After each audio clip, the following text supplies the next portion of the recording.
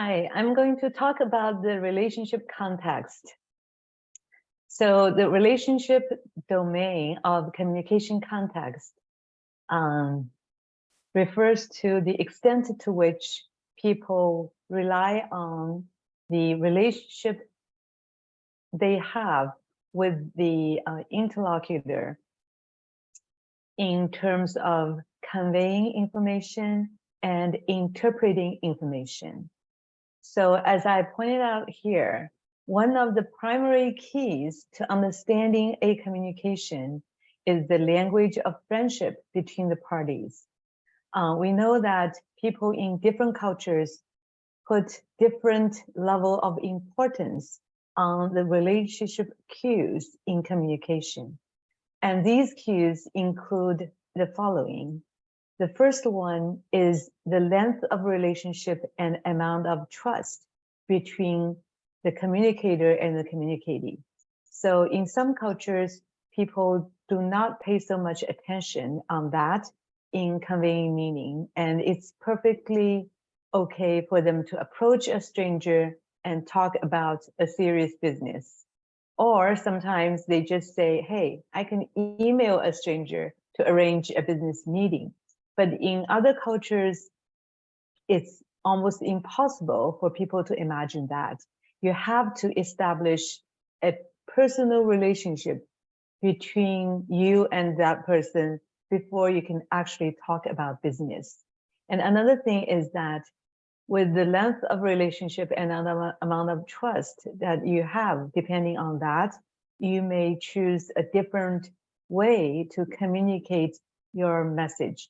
So for example, between close friends, you might use very few words, but relying on the nonverbal cues or the contextual cues, the situational cues to convey meaning, and your friend would understand pretty quickly.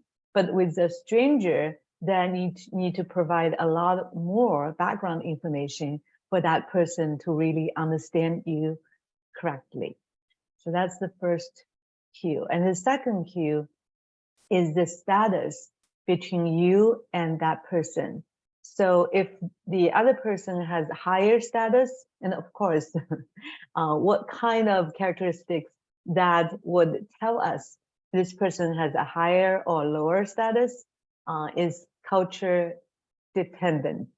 So depending on the cultures, for example, in some cultures, people who are more senior in age, they have higher status than the young people, right?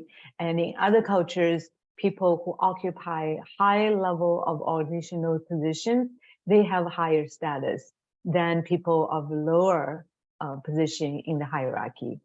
And in some other cultures, the education level is highly salient in people's mind. So we know that, like in Germany, for example, if someone has a PhD, you definitely call that person by doctor so and so, and so on and so forth.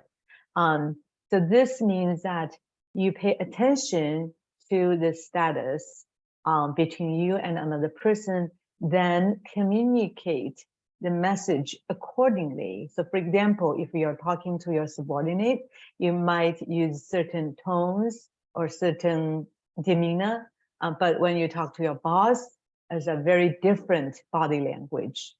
So that is, you actually utilize that cue in conveying your message and interpreting message in a way that makes sense in that relationship context. And the third cue is the extent to which people care about their face in communication. So for example, you find something that is not very right in how this person completes the task. If the culture does not emphasize facing feeling that much, you probably just directly point that out, right? But otherwise, you will try to not hurt that person's feeling, but still pointing out the issue in a very respectful way, or maybe respectfully and indirectly, so that that person would understand what the issue is without directly criticizing that person. So that is the third cue in terms of face saving. And the fourth one is the degree to which people mix their work life and personal life. And we know that in some cultures, people just mingle with everyone at work, and they also talk about personal life. And after work, they go to movie together with their colleagues, and they have dinner together with their colleagues, and they visit each other's home, and so on and so forth. And that's perfectly normal. But in other cultures, people try to separate work and social life. So it is inappropriate to talk about personal life at work. So that also, influences what people communicate and how people communicate regarding work and personal information. And the last piece here is called truth bending.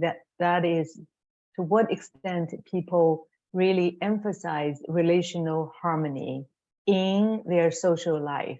So you need to be careful in telling the truth, or like telling the whole truth, or you might need to bend the truth to maintain a harmonious relationship between you and your friend or your colleague.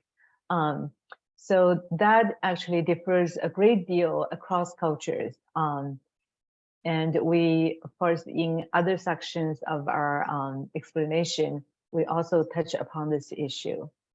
So that is about the relationship context in communication. Thank you.